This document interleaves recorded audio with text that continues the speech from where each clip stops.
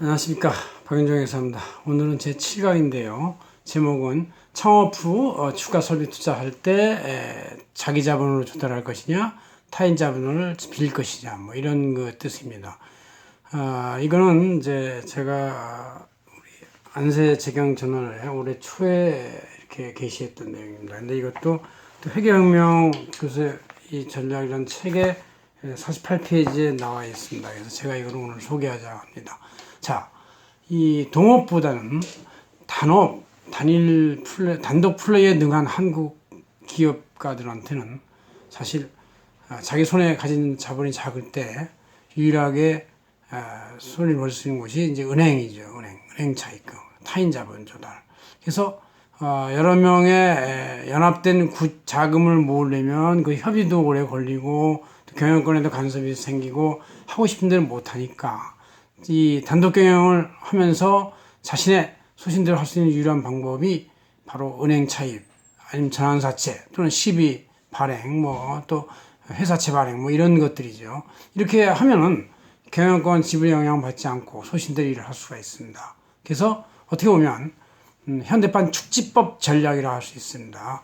그 자기 자본은 되게 작지만 은행 차입금을 10배, 20배 빌림으로 인해서 바로 거대한 설비를 일시에 만들어 가지고 이 물량을 충분히 소화할 수 있는 제조 설비를 갖추고 또 재고 물량도 많이 쏟아낼 수가 있어서 시장을 일시에 깔고 또한 영향을 줄 수가 있는 그런 방법이 바로 차입금에 의한 축지법 전략이다. 그런 얘기죠.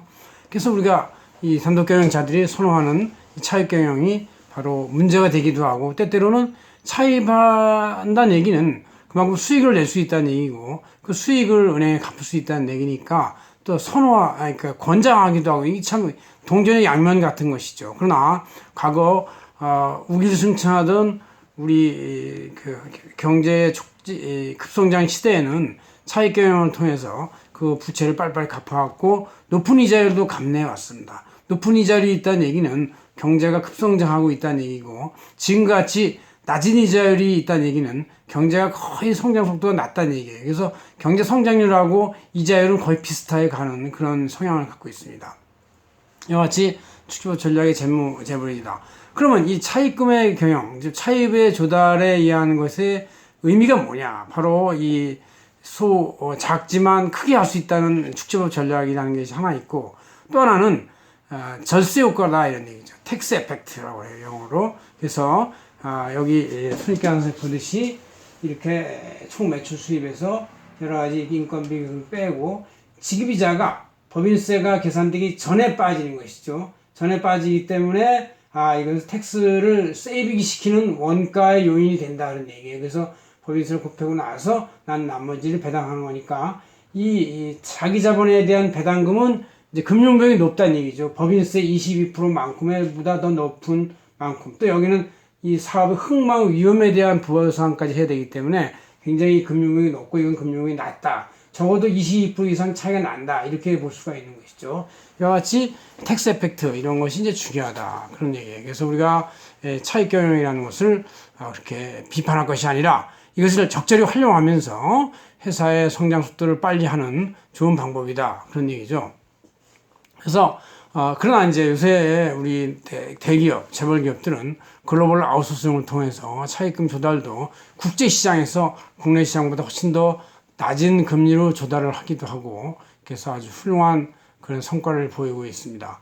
어떻게 보면 지금까지의 정부의 주도 정책에 의해서 우리나라의 무역 규모가 이렇게 국제 9위나 8위 정도 되고 그것은 그만큼 생산선비를 빨리 도입을 해서 선진국에서 먼저 만드는 제품을 잘 보고 잘 모방도 하고 또 모방적 창의를 통해서 빠른 속도로 설비 투자를 효율화시켜서 그거를 빨리 따라잡았기 때문에 가능한 거고 그래서 우리나라 GNP가 10위권 국가가 되는 것이다 그런 얘기죠. 이것이 없었으면 그냥 그대로 차입 경영이 아니고 자기 자본 경영이었으면 자본 축적이 미약한 우리나라 현실에서 그렇게 선진국의 대규모 선진국을 따라잡을 수가 없었을 거라고 생각을 합니다. 이것이 중요한 쟁점이다 그런 얘기죠. 그러면 이런 차입금과 자기 자본의 어떤 경영에 대한 차이를 한번 이쪽에 왼쪽 표에서 제가 쭉 그어놨어요. 여러분들 한번 보시면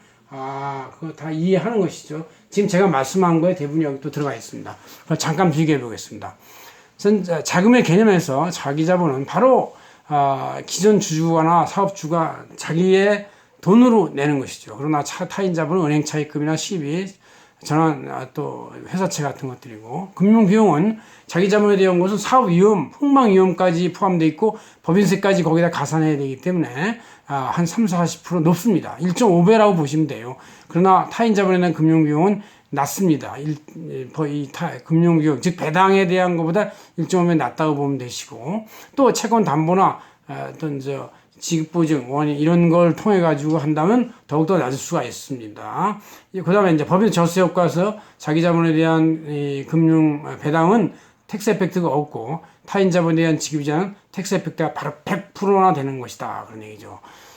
비용의 고정성에 대해서도 자기 자본에 대한 배당금은 수익이 증가하고 매출이 증가하면 그걸 따라가 줘야 되지만, 차입금에 대한 지급이자는 고정 금리로 얼마인지, 물론 이제 시세에 따라 변동하겠지만 채무 약정에 따라서 일정 기간 동안은 비고정으로 쓸 수가 있고, 또 언제나 갚을 수 있기 때문에 대주주에 대한 영향도 대단히 적습니다. 그러나 자기 자본은 자기 돈이 부족하면 제2, 제3주 또 제3자 배정을 통해서 자본을 조달해야 되기 때문에 대주주의 경영권에 영향을 줘서 불편할 수가 있고 협의가 많이 필요합니다.